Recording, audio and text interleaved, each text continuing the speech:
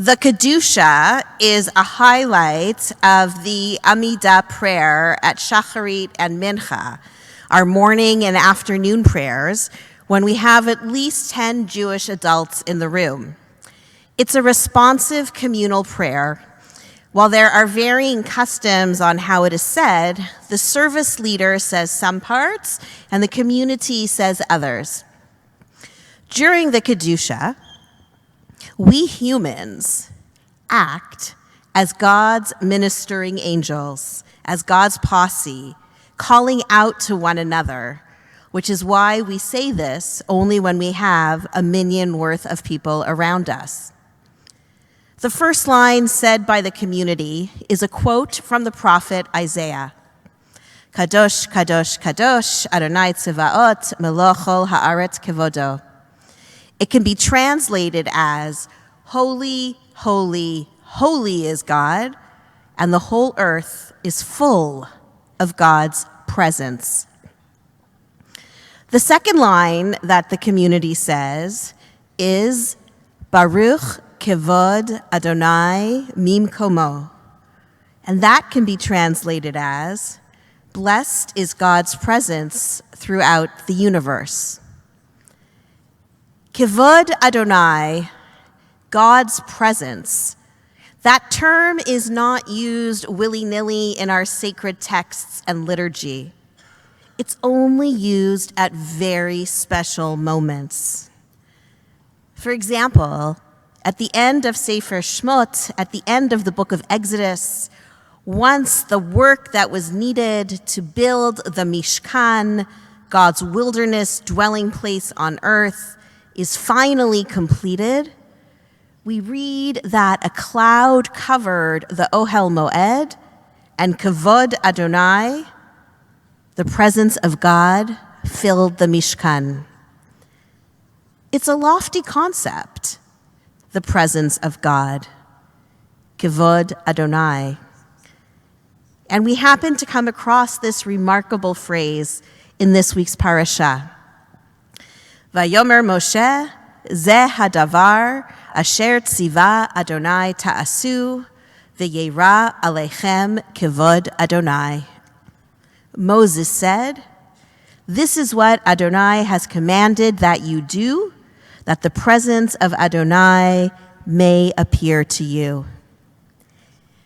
After 9 chapters in the book of Vayikra of Leviticus, which are akin to an instruction manual on how to make various offerings or sacrifices or korbanot, we finally read that making these korbanot is a way of getting close to God or feeling God's presence. God's presence was felt at nearly every moment of the Beth Tzedec Solidarity mission to Israel.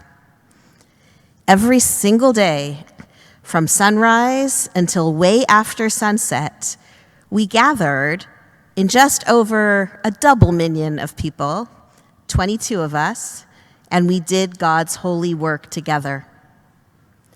By traveling to Israel Dafka now, on a solidarity mission and not as tourists, we were doing holy work, and we were doing God's work. We listened to people's stories. We cooked, we cleaned, we sorted, we assembled, we picked. And did we ever support the economy? Some of us more than others. Those are the people that are laughing right now. In a famous passage from the Talmud in Sota, we read that we are encouraged, lehalech achar midotav shel HaKadosh Baruch Hu. We are encouraged to follow the attributes of God.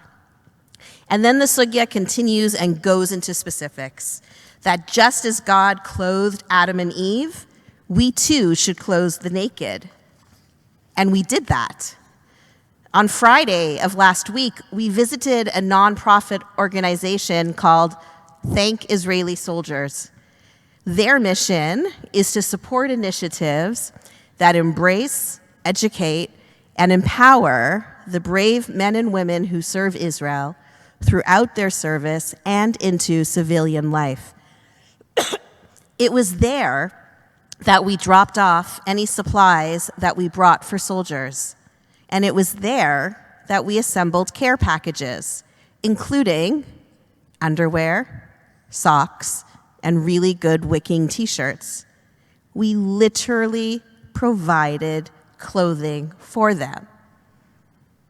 And the soldiers are never going to know who we were, and that wasn't the point. God's presence, Kavod Adonai, enveloped the office of Thank Israeli Soldiers. The text continues, just as God visited Abraham so soon after his bris, we too shall visit the sick. While he isn't exactly sick per se, for half of a day, we had Jack Gangbar, a lone soldier and member of this shul, join us. A combat engineer, Jack's hand was injured while blowing up a tunnel in Gaza. He is unable to move 2 fingers now, and he's physically injured. Jack won't be able to complete the military term that he signed up for. He's being discharged early, but he's going to start law school here in Toronto in the fall. And even though he came to us and he shared his experience on October 7th and the months that he spent in Gaza as we drove down on the bus to Sderot, it was still a form of Bikur Cholim because we were there for him. We asked a lot of questions, took him for lunch, and gave him our full attention. He wasn't just some extra guy on the bus with us that morning. Hopefully, we were able to give back to him just like he gave to us. While we treated him with kavod, God's presence could be felt. The next section of the sugya is just as God consoles mourners, as it is written, and it came to pass after the death of Abraham that God blessed Isaac his son, so too should we console mourners. The entire country is still stuck on October 7th. We heard that over and over and over again from every speaker that we encountered. As Reb Steve said, tomorrow is going to mark 6 months since that horrific Saturday morning when we were not an Am Chofshi Be'artzenu, when part of Israel was under the control of Hamas terrorists. 6 months. On Sunday, we met with Yizhar Hess, the vice chairman of the World Zionist Organization and a friend of Beth Tzedec. This is what he posted on social media earlier this week. He wrote, "Every time that I meet with a solidarity mission, I'm moved once again. Think about it for a second.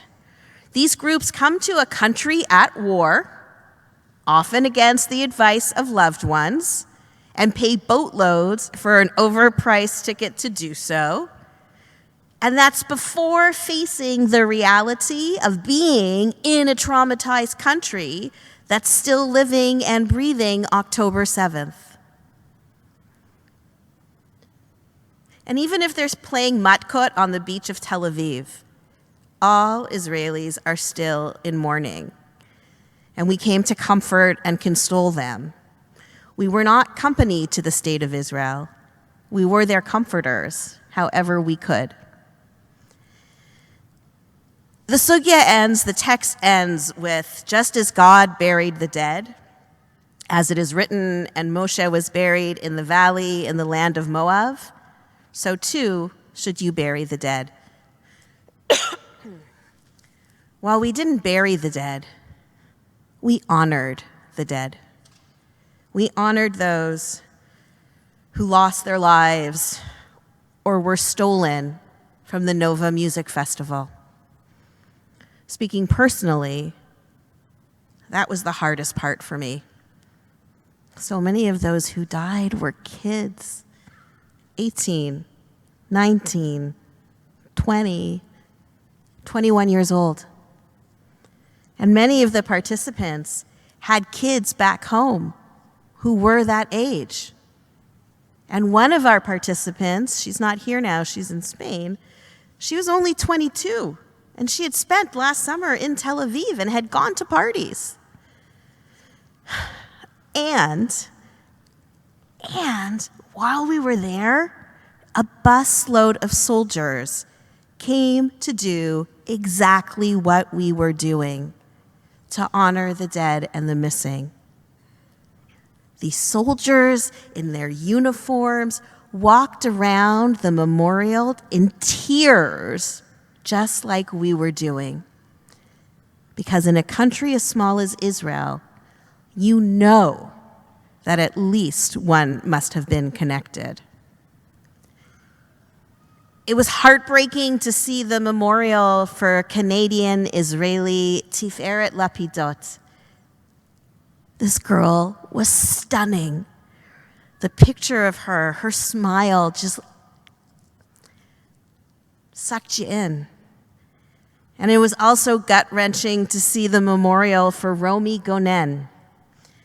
She was in a car with friends when she told her mother at 10:15 that they had been shot and she was bleeding.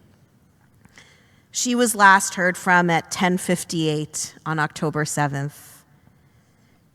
On her photo, may she still be alive and not pregnant, there was a placard with the words, B'makom she'ein milim, rak chibuk yachol. In a place where there are no words, give a hug. There was a lot of hugging going on that day. Now, I'm not going to get into where was God on October 7th, but together we were being God's angels by going to visit the site and bear witness, as were all of the other groups and individuals that were there that day. Before we left, before we exited the festival site, we participated in a small ceremony, just our group, and we concluded with the mourner's Kaddish. It was very hard to get those words out at a time and a place like that. God's presence, Kavod Adonai, is in the response to the Nova Festival brutal massacre. And in addition to the main memorial, trees were planted on Tu B'Shvat to remember the dead, because that is what we do as Jews. We honor the memory of those who died. Since I returned, I have had the exact same response to people who ask me, so how was the mission? I say to them that it was one of the most meaningful Israel experiences that I can remember. Every one of our participants came with the exact same objectives. They came to see with their own eyes, they came to learn, and they came to help. What we also did was form an unbelievable sacred community, or to use Beth Tzedec lingo, a new small group was formed. We needed other people with us to act like angels, to act like God's posse, and the group itself became like a mishkan. There was holiness within us. In Sderot, I wandered into a Judaica shop that had only recently reopened. The owners just came back, and they were still cleaning up Sukkot decorations because they miss Hanukkah and they miss Purim. But our group came in and bought what they could with the limited inventory, mostly kippahs, to help those people who have lost so much. God's presence was there. And when having Seudah Shlishit at a park near the King David Hotel, a person came up to one of us and said they were helping a poor family and could they take our leftovers? There was no hesitation. Of course we gave it to them. Thanks, Tammy. And when leaving, thank Israeli soldiers, the next group coming in was a big bar mitzvah family from Westchester. And on the spot, we started dancing the hora with them in Talpiot in the industrial area on a sidewalk. To quote Avi Meir, who was with us for Shabbat, we put our feet where our heart was.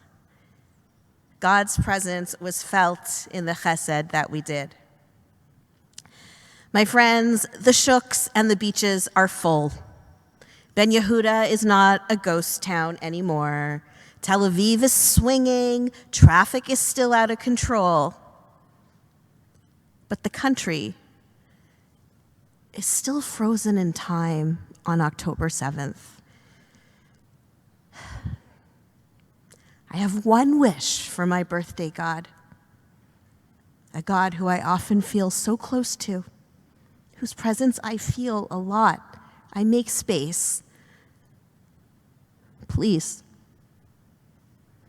bring all 134 of them home now.